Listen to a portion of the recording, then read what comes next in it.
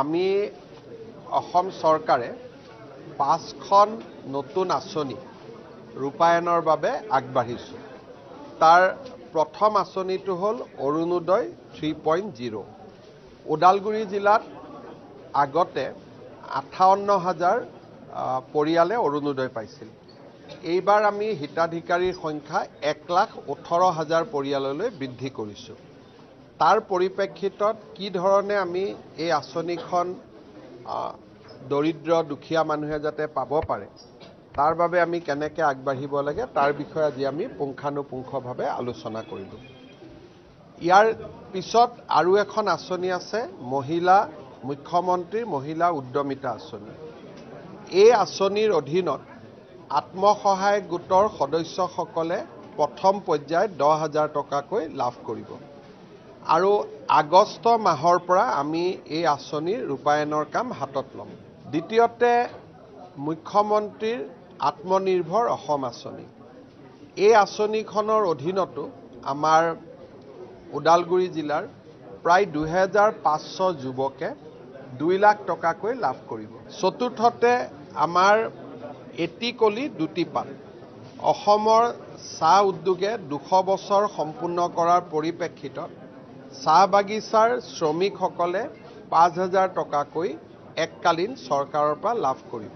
প্ৰত্যেকটো সমষ্টিতে আৰু 4,000 জনসংখ্যাক সামৰি ল'ব পৰাকৈ আমি ৰেচন কাৰ্ড মুকলি কৰি দিছোঁ। সেইখিনিও যাতে নোপোৱা মানুহখিনিক আমি দিব পাৰোঁ, সেইকাৰণে মই BTADৰ 5খন জিলাতে গৈ পেলাই এনেকুৱা সমীক্ষা বৈঠক কৰিম। আজি ওদালগুৰিত সম্পন্ন হ'ল, অহাকালি তামোলপুৰ, পিছদিনা বাক্সা, তাৰ 9 তাৰিখে চিৰাং আৰু 8 তাৰিখে কোকৰাঝাৰ। এই ধৰণে আমি মই প্ৰবাস এটা লৈছোঁ যে 5টা জিলাতে মই যাম। গোটেইখিনি টাৰ্গেট হ'ল যে বিধানসভা ইলেকশ্যনৰ আগত পাব লাগে। গতিকে সেইটো টাৰ্গেটত আমি লৈ আছোঁ। আৰু ধৰক এতিয়া আগষ্ট মাহত মহিলাসকলে পুঁজি পোৱা আৰম্ভ কৰিব। 10 ছেপ্টেম্বৰৰ পৰা অৰুণোদয় 3 আৰম্ভ হ'ব। অক্টোবৰত চাহ বাগিচাৰ পাব। এই ধৰণে আমি এটা চিৰিয়েল কৰি ৰাখি থৈছোঁ। প্ৰত্যেক মাহত কেলেণ্ডাৰ ৱাইজ এটা আঁচনি ৰাইজে পাই থাকিব। ইয়াৰ ভিতৰত নতুনকৈ 50,000 ল'ৰা ছোৱালীয়ে চাকৰিও পাব। গতিকে বহুতবিলাক কাম ছেপ্টেম্বৰ, অলপ গৰমটো কমি গ'লে আৰু বহুত আঁচনিৰ কাম আৰম্ভ হৈ যাব। আমি অসম চৰকাৰে 5খন নতুন আঁচনি ৰূপায়ণৰ বাবে আগবাঢ়িছোঁ। তাৰ প্ৰথম আঁচনিটো হ'ল অৰুণোদয় 3.0। ওদালগুৰি জিলাত আগতে 58,000 পৰিয়ালে অৰুণোদয় পাইছিল। এইবাৰ আমি হিতাধিকাৰীৰ সংখ্যা 1,18,000 পৰিয়াললৈ বৃদ্ধি কৰিছোঁ।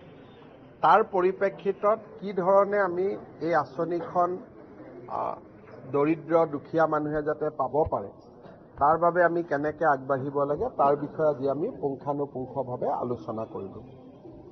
ইয়াৰ পিছত আৰু এখন আঁচনি আছে মুখ্যমন্ত্ৰীৰ মহিলা উদ্যমিতা আঁচনি। এই আঁচনিৰ অধীনত আত্মসহায়ক গোটৰ সদস্যসকলে প্ৰথম পৰ্যায়ত 10,000 টকাকৈ লাভ কৰিব। আৰু আগষ্ট মাহৰ পৰা আমি এই আঁচনিৰ ৰূপায়ণৰ কাম হাতত ল'ম। দ্বিতীয়তে মুখ্যমন্ত্ৰীৰ আত্মনিৰ্ভৰ অসম আঁচনি। এই আঁচনিখনৰ অধীনতো আমাৰ ওদালগুৰি জিলাৰ প্ৰায় 2,500 যুৱকে 2 লাখ টকাকৈ লাভ কৰিব। চতুৰ্থতে আমাৰ এটি কলি দুটি পাত। অসমৰ চাহ উদ্যোগে 200 বছৰ সম্পূৰ্ণ কৰাৰ পৰিপ্ৰেক্ষিতত চাহ বাগিচাৰ শ্ৰমিকসকলে 5,000 টকাকৈ এককালীন চৰকাৰৰ পৰা লাভ কৰিব। প্ৰত্যেকটো সমষ্টিতে আৰু 4,000 জনসংখ্যাক সামৰি ল'ব পৰাকৈ আমি ৰেচন কাৰ্ড মুকলি কৰি দিছোঁ। সেইখিনিও যাতে নোপোৱা মানুহখিনিক আমি দিব পাৰোঁ, সেইকাৰণে মই BTADৰ 5খন জিলাতে গৈ পেলাই এনেকুৱা সমীক্ষা বৈঠক কৰিম। আজি ওদালগুৰিত সম্পন্ন হ'ল, অহাকালি তামোলপুৰ, পিছদিনা বাক্সা, তাৰ 9 তাৰিখে চিৰাং আৰু 8 তাৰিখে কোকৰাঝাৰ। এই ধৰণে আমি মই প্ৰবাস এটা লৈছোঁ যে 5টা জিলাতে মই যাম। গোটেইখিনি টাৰ্গেট হ'ল যে বিধানসভা ইলেকশ্যনৰ আগত পাব লাগে। গতিকে সেইটো টাৰ্গেটত আমি লৈ আছোঁ। আৰু ধৰক এতিয়া আগষ্ট মাহত মহিলাসকলে পুঁজি পোৱা আৰম্ভ কৰিব। 10 ছেপ্টেম্বৰৰ পৰা অৰুণোদয় 3 আৰম্ভ হ'ব। অক্টোবৰত চাহ বাগিচাৰ পাব। এই ধৰণে আমি এটা চিৰিয়েল কৰি ৰাখি থৈছোঁ। প্ৰত্যেক মাহত কেলেণ্ডাৰ ৱাইজ এটা এটা আঁচনি ৰাইজে পাই থাকিব। ইয়াৰ ভিতৰত নতুনকৈ 50,000 ল'ৰা ছোৱালীয়ে চাকৰিও পাব। গতিকে বহুতবিলাক কাম ছেপ্টেম্বৰ অলপ গৰমটো কমি গ'লে আৰু বহুত আঁচনিৰ কাম আৰম্ভ হৈ যাব। আমি অসম চৰকাৰে 5খন নতুন আঁচনি ৰূপায়ণৰ বাবে আগবাঢ়িছোঁ। তাৰ প্ৰথম আঁচনিটো হ'ল অৰুণোদয় 3.0। ওদালগুৰি জিলাত আগতে 58,000 পৰিয়ালে অৰুণোদয় পাইছিল। এইবাৰ আমি হিতাধিকাৰীৰ সংখ্যা 1,18,000 পৰিয়াললৈ বৃদ্ধি কৰিছোঁ। তাৰ পৰিপ্ৰেক্ষিতত কি ধৰণে আমি এই আঁচনিখন দৰিদ্ৰ দুখীয়া মানুহে যাতে পাব পাৰে, তাৰ বাবে আমি কেনেকৈ আগবাঢ়িব লাগে তাৰ বিষয়ে আজি আমি পুংখানুপুংখভাৱে আলোচনা কৰিম। ইয়াৰ পিছত আৰু এখন আঁচনি আছে, মুখ্যমন্ত্ৰী মহিলা উদ্যমিতা আঁচনি। এই আঁচনিৰ অধীনত আত্মসহায়ক গোটৰ সদস্যসকলে প্ৰথম পৰ্যায়ত 10,000 টকাকৈ লাভ কৰিব। আৰু আগষ্ট মাহৰ পৰা আমি এই আঁচনিৰ ৰূপায়ণৰ কাম হাতত ল'ম। দ্বিতীয়তে মুখ্যমন্ত্ৰীৰ আত্মনিৰ্ভৰ অসম আঁচনি।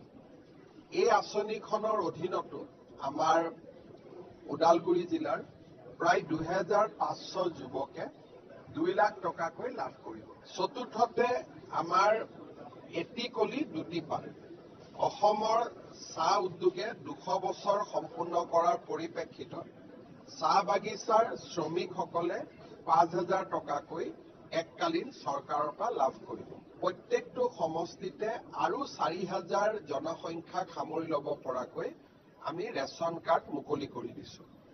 সেইখিনিও যাতে নোপোৱা মানুহখিনিক আমি দিব পাৰোঁ, সেইকাৰণে মই BTADৰ 5খন জিলাতে গৈ পেলাই এনেকুৱা সমীক্ষা বৈঠক কৰিম।